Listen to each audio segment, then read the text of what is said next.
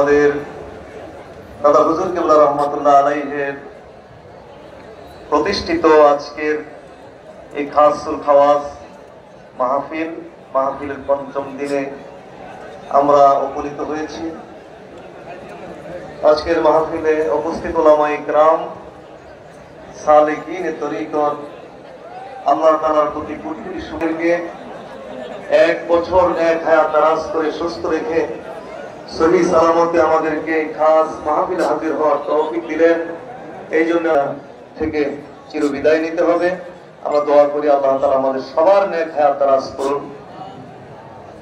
হাজরিন, আমাদের এই খাসুল খাওয়াস মাহফিল এটা গতানুগতিক কোনো মাহফিলের মতো নয়। এটা খাস মাহফিল।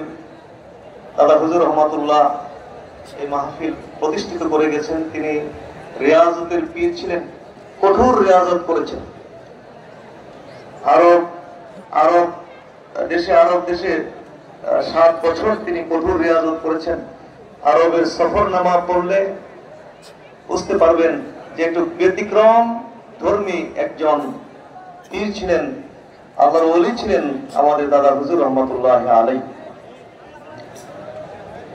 তো তিনি পাহাড় পর্বতে অনেক রিয়াজত করেছেন। চিন্তা করলেন যে আমি তো পাহাড় পর্বতে রিয়াজত করতে পারছি, কিন্তু আমার দেশে তো আর এরকম কোন পরিবেশ নেই পাহাড় পর্বতে রিয়াজত করার, তাহলে আমার মুরিদরা কোথায় গিয়ে রিয়াজত করবে? সেই চিন্তা থেকে তিনি এই খাস মাহফিল প্রতিষ্ঠা করলেন 7 দিনের জন্য এবং বললেন যে এইটাই হলো একটা জঙ্গল। বলেন না সুবহানাল্লাহ। পাহাড়ে পর্বতে মানুষ রিয়াজত করে ওলি হয়ে আসছে। আমার মুরিদিন মুতাকিদিন যারা, তাদের জন্য এই 7 দিনের জঙ্গল, এই জঙ্গলে 7 দিন থাকিয়া ইবাদত করে, জিকির আজকার করে, মুরাদা মুশাহাদা করে, রিয়াজত করে আল্লাহর ওলি হইয়া যার যার বাড়ি ফিরবে, দাদা হুজুর রহমাতুল্লাহ এই উদ্দেশ্যে মাহফিল প্রতিষ্ঠা করছেন। পুরো মাহফিলটাই বিভিন্ন কর্মসূচি দিয়ে সাজানো। এর ভিতরে একটি হলো এই যে আজকের এই খাস খানা। এই মাহফিলের বিশেষ বৈশিষ্ট্য হলো যে প্রশিক্ষণ দেওয়া, যে আমাদেরকে অল্পে তুষ্ট থাকতে হবে। অল্প তুষ্টি এটা একটা গুরুত্বপূর্ণ একটা গুণ, তরিকতের একটি গুরুত্বপূর্ণ বিষয়। আমাদেরকে অল্পে তুষ্ট থাকার প্রশিক্ষণ দেওয়া হয়েছে, হালাল খাবারের প্রশিক্ষণ দেওয়া হয়েছে। 5 জন এক বাসনে বসে অল্প কয়টা খাবার খাবে, খাইয়াই আল্লাহর শুকরিয়া আদায় করতে হবে।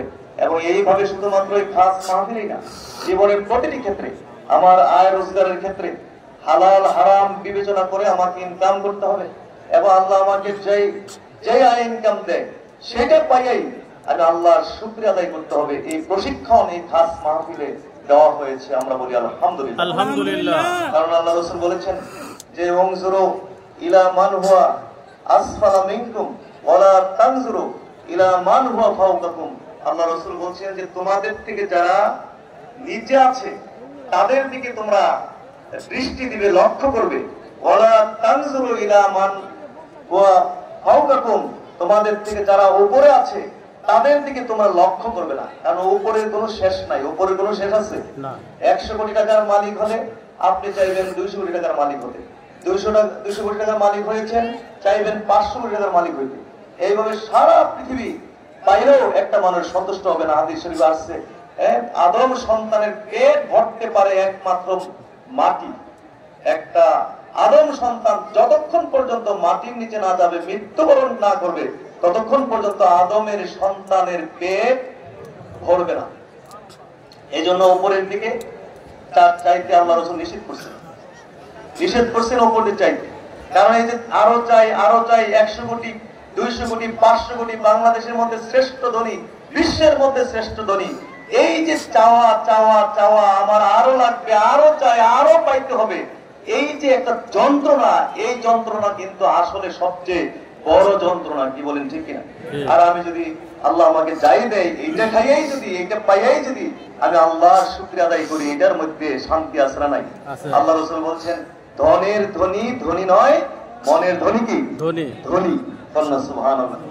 এই জন্য আমাদের সবসময় নিজের দিকে আল্লাহ তাআলা আমাদেরকে ভালো রাখছেন, আমাদেরকে ইমানদার বানাইছেন, আমাদেরকে মুসলমান বানাইছেন।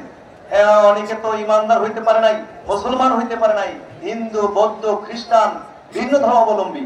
সেই জায়গায় আল্লাহ তাআলা আমাদেরকে মুমিন বানাইছেন, মুসলমান বানাইছেন। এর থেকে বড় নিয়ামত আছে? জোরে বলেন না, এর থেকে বড় নিয়ামত আছে? আল্লাহ আমাদেরকে নিরাপদে রেখেছেন। ওই যে ফিলিস্তিনের মুসলমানদের কি অবস্থা, গাজার মুসলমানদের কি অবস্থা, সেখানে প্রতিনিয়ত এই 1-1.5 বছরের ভিতরে প্রায় 70-80 হাজার মুসলমানকে সেখানে এই যে ইসরায়েলি আপনার কি ইহুদি ওরা শহীদ করছে। তো সেই জায়গায় আল্লাহ তাআলা আমাদেরকে নিরাপদে রাখছে। বলেন আলহামদুলিল্লাহ। নিচের দিকে চাইতে বলছে, যারা নিরাপদে নাই তাদের দিকে চাইতে বলছে আল্লাহ, তাদের থেকে আমাদেরকে কি রাখছে? ভালো রাখছে। বলেন না সুবহানাল্লাহ। ঢাকা শহরে দেখেন ওই রাস্তায় ঘুমাইতেছে, একটা ঘরে ঢোকার তার ব্যবস্থা হয় নাই, মশায় কামড়াইতেছে, বৃষ্টিতে ভিজতেছে, কিন্তু একটা ঘরের নিচে আশ্রয়ের জায়গা নাই। কিন্তু আল্লাহ তাআলা আমাদেরকে একটা ছোট্ট ঘর দিয়েছেন, একটা খাওয়ার ব্যবস্থা করছেন। আল্লাহ তাদের থেকে আমাদেরকে আরো অনেক কি রাখছেন? ভালো রাখছেন। এইভাবে আমাদেরকে অল্পে তুষ্টি থাকার যে প্রশিক্ষণ এই মাহফিলে আমাদেরকে দেওয়া হয়েছে। বলুন আমাদের আয় উপার্জন কি হালাল হবে না হারাম হবে? হালাল।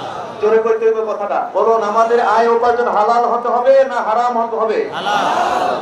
আমরা অল্প, আল্লাহ তাআলা আমাদেরকে যা খাওয়ায়, যদ্দুর খাওয়ায়, এদ্দুর খেয়ে আমাদেরকে আল্লাহর শুকরিয়া আদায় করতে হবে। আমরা রাজি আছি কি নাই?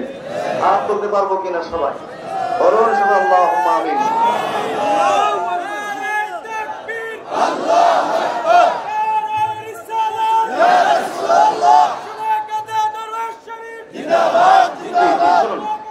আর এই তাবারুকের একটা বৈশিষ্ট্য আমাদের নূর মোহাম্মদপুর দরবার বিশ্বে বলে ফেলেছেন। এই দরবার এই খাস তাবারুকের বৈশিষ্ট্য যে এটা এই নিয়ত করে খাইতে হবে, খাবেন যে আল্লাহ তাআলা যেন এই রসিলা আমার জাহিরি যত রোগ আছে এবং বাতিনি যত রোগ আছে, আল্লাহ যেন এই তাবারুকের দ্বারা এই খাবারের মধ্যে যেন এমন ফজিলত দান করেন, এমন বরকত দান করেন, যাতে আমার আত্মিক যত রোগ আছে এই রোগগুলো এবং জাহিরি যত রোগ আছে এই রোগগুলো যেন আল্লাহ তাআলা এর উসিলায় শিফা দান করেন। বলুন আমিন। আল্লাহ পারে কি পারে না? ঔষধ, বিভিন্ন ঔষধ খেয়ে যদি